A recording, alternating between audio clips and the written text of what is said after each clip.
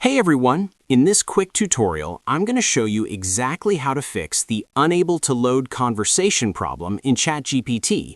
So if your chats aren't loading properly, follow along step by step to get it working again. Alright, let's dive in. First, open your browser on your computer. Now, click the three vertical dots in the top right corner to open the menu. Next, scroll down, then go to Settings. Once you're in Settings, go to Privacy and Security on the left-hand side.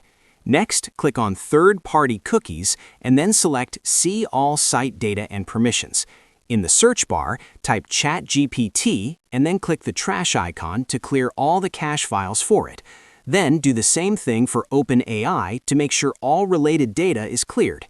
In the search bar, type OpenAI and then click the trash icon to clear all the cache files. After that, go down to Extensions at the bottom left of your browser and turn off all your extensions. This helps rule out any conflicts that might be causing the loading problem. Now check if ChatGPT is loading your conversations properly.